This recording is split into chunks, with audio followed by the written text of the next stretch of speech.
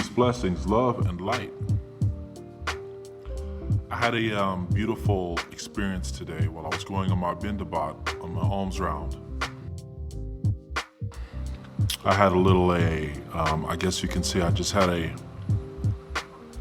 reminder about how beautiful the Dhamma could be if we practice it and apply it in our lives.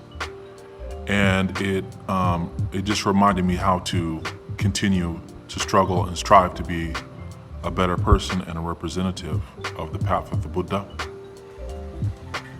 And I was walking by this river. It's a really beautiful river. And it reminded me about the Dhamma in itself. The Dhamma is like a river. And our thoughts are kind of like the boulders, huge rocks, tree stumps that are inside of the river.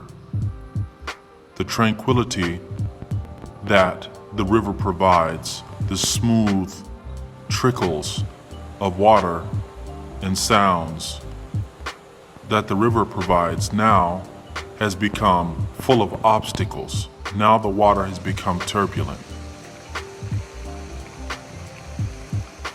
If we're trying to use the Dhamma as a refuge, then each thought that you have that does not coincide, does not flow with the direction of the river,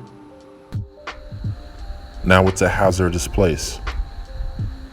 It's a place where you can harm yourself. You can't get across the river. You can't swim in the water. You can lose your life there. And if you don't know how to apply wisdom, then you'll say to yourself, well, then the Buddha must be incorrect and the Dhamma must be flawed.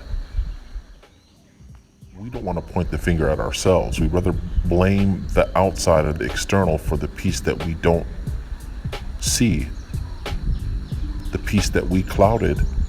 We don't want to tell ourselves, well, it was our fault. It's easier to blame someone else. It's easier to blame that, oh, well, the rocks in the water, I possibly couldn't put them there because we don't see that they've been there for such a long time and we have refused to move them out of the way.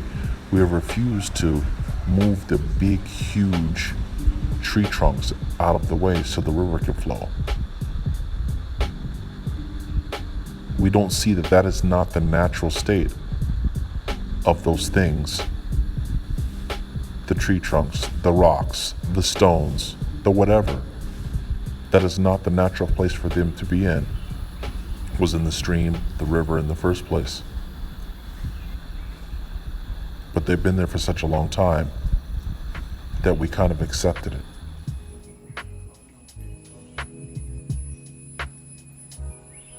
Seem to maneuver our way around the obstacles to our tranquility. It's kind of like avoiding the pink elephant in the room. We blame everything else in the room for being the way it is, but not the cause.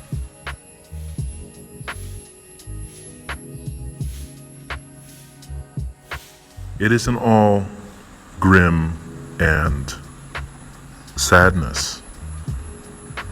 If you're using wisdom to develop your practice and you have very good eyesight, you'll see that even the Dhamma can smoothen the sharpest, most jagged, harshest, and biggest of all stones and rocks.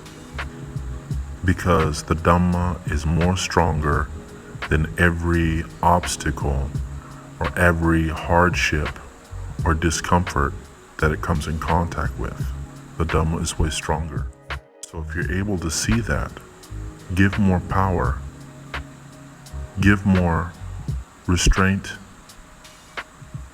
give more diligence to the application of the Dhamma, and what you once saw a river of insanity can be turned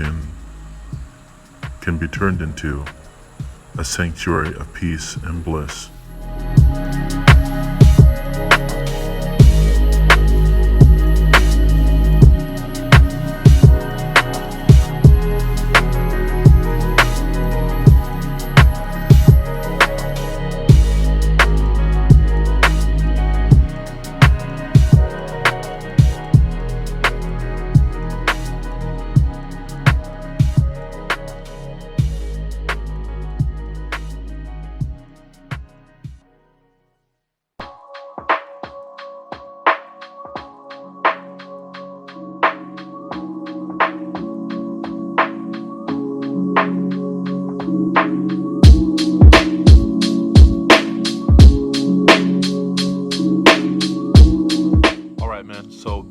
it is.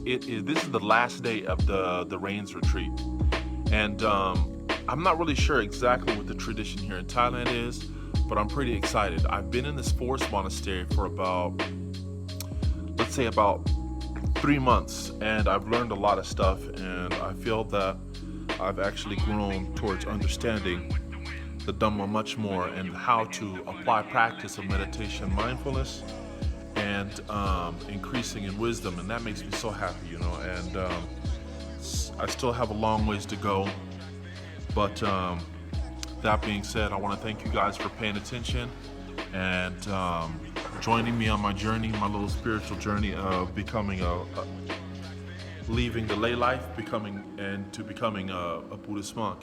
And that's all for now. And if you haven't subscribed to the channel, please subscribe already. And hit me online, hit me up, man. You guys know you got all my information. If you guys have any questions about anything, Buddhism, ordination, how to become a monk, how to meditate, how to anything, don't be shy. Don't be shy from your brother on the path. I've also become a cat guy. I don't know if that means something. I adopted this cat. I didn't want it was a little skinny cat, man, so I took this cat in, and now I can't go anywhere without this cat following me. This is my little cat. Her name is Buffalo. Buffalo, you don't want to say hi to the camera? I can't go anywhere with this cat. Follow me everywhere. This is what the cat does all day.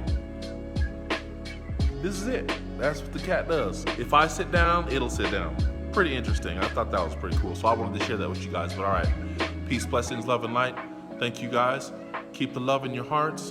And if I've said anything that goes against the Dhamma, the Buddha, the Dhamma, or the Sangha, it is not a flaw within the practice, but it is a flaw within my understanding. So keep that in mind. I'll catch you guys later.